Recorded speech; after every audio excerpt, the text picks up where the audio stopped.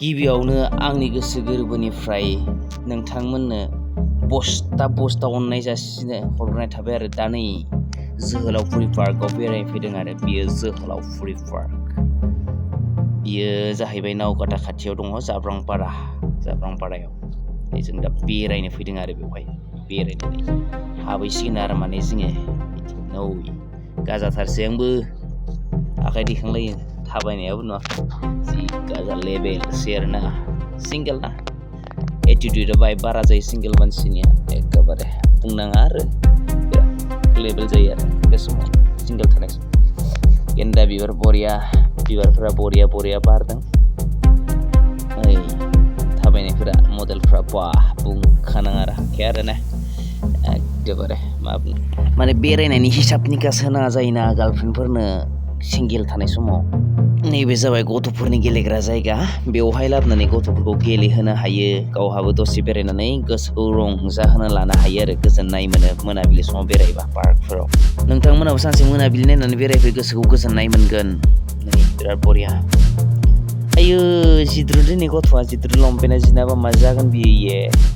खयथ'नोबो जिद्रुदैनि गथ'फ्रा जिद्रुलायदैनि बेखौ जोख्लायलांनो हागोन दखन बेलायनि जोख्लायनाबाथाय सेस फोदाखागोन बे गथ'सेया बिराद समायना जानानै दं पार्कआ एखेबारे सिगाङावनो बेरायनोमोन भिडिअखौ इडिटसो खालामनो मोनाखैमोन दासो इडिट खालामदों आरो आं माने दासो इडिट खालामदों मा इडिट खालामनो समखौनो मोनलायलाङा ना माने आयु हाबाब आदाया बारलायलायदोलै खयथ'नोबो जिनायबा लंपेन्टआ मा जागोन गोलैनानै आरो आंथ' बांसिन साइडैसो बानायो नङा होमबा ब्लग बानायनो बानायनाङो खिन्थु एबारनिफ्राय बानायगोन आरो नोंथांमोननि मोजां मोननाय बायदि ब्लग बानायगोन आंबो नोंथांमोना साबस्क्राइबल' खालामना ला आरो साबस्क्राइब खालामना ला चेनेलखौ माबा नुनाय नङाना आं भिडिअ एगारबो जायगा बेरायनायनि भिडिअ एगारबावगोन आङो मोननैसो जायगानि भिडिअ इडिट खालामनो दंबावो आरो बेरायनो थांबावदो प्लेनिं खालामदो नुगोन नालाय नोंसोरो बेनिखायनो साबस्क्राइब खालामनानै ला आरो नै बिराद मानसि फैदोंलै बिराद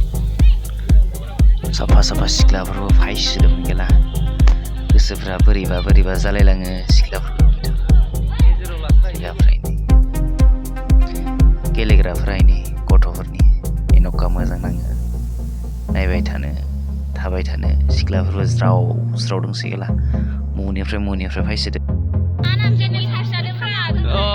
दे खालामना हो कमला बेफारिफ्रा नै सोर बे जों कमला बायदों बेवहाय जाने गोदोनि सिनाय मोनलायखानाय आरो ने भिडिअखौ मोजां मोनदोंबा लाइक खालामदो साबस्क्राइब खालामदो